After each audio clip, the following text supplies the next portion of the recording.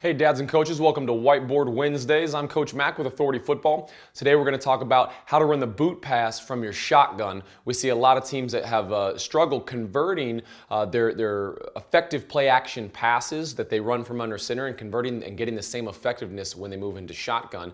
And here's a really simple way to do that. So your timing is, and the integrity of your timing and spacing is maintained, and where the routes end up is the same. So your reads are always the same. And you can actually run these two from shotgun or from under center interchangeably. Nothing else changes except for obviously the backfield action. So let's take a look at a boot pass. We've got drawn up here a pretty typical wing T style boot pass where we're going to run the fullback out into the flat after that we give the fake dive. We're going to run the split receiver on a push crack corner route. We want to push in and then crack out, or push in for the crack and then run the corner to time up correctly. If we go too vertical, we'll be out of range. And then a backside intermediate drag route, and usually you'll run a far backside type of post off of that. So that's pretty typical. Now, how do we run this out of shotgun? Well, you get an extra player is the key. So when we move that quarterback back here, we've got our quarterback starting in this position. Now it gives us that extra player, that 11th man, and we can do whatever we want with.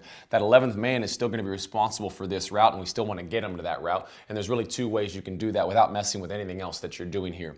One is you can use him as an offset fullback over here, and you can bring him over and across, and he can run the route that direction. He can also, of course, hit the upfield shoulder of the end and conceal him that way. So that's a really easy way to do that and create that flow. You get flow this direction with the play fake, and then you get counter flow going that direction right there. So really easy way to do that. Nothing else is going to change. Another way to accomplish that is if you want to get a sort of 2x2 look, whatever personnel that is. It could be a 2x2 spread. It could be a 21 personnel. Totally up to you. Or 11 personnel with single back and single tight end. Now, so how can we get that guy on that route at the same amount of time? Now, if we run just a straight out, he'll be too wide too fast. So easy way to do that is just run a twirl route or a pivot route or a whip route or whatever we want to call that. Let him push in here and then sit down and then whip right back out on it. So the timing works out about the same with that as well. And that allows us, it's also a great replace if you have a hot route right here with somebody coming off the edge.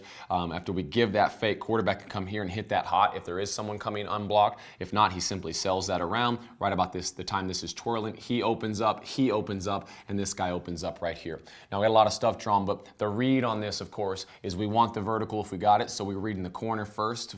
Okay, high, low vertical stress there. If he bails out and takes it, then we have a really simple lateral stress read here on the number 2 defender. If number 2 takes it, we hit right behind him. If number 2 sits, then we obviously pop that right there. So really simple read on our primary read going down for our touchdown, for our home run ball, and then coming here for a lateral stress right there. So simple stuff. The idea is to be able to be multiple and be flexible without changing a bunch of stuff. Your terminology shouldn't change. It's just a matter of moving that action back here and deciding how do I want to get that 11th player on this route, where, what are the creative ways I can put him in so that he knows how to get there. Hope that's helpful. A lot of fun to be able to convert your under center stuff and still get the effectiveness of that play action and still be able to do that out of your shotgun. Thanks for watching. We'll check you out next week. Hey, this is Coach Mack. If you found this video helpful, make sure to subscribe to our channel.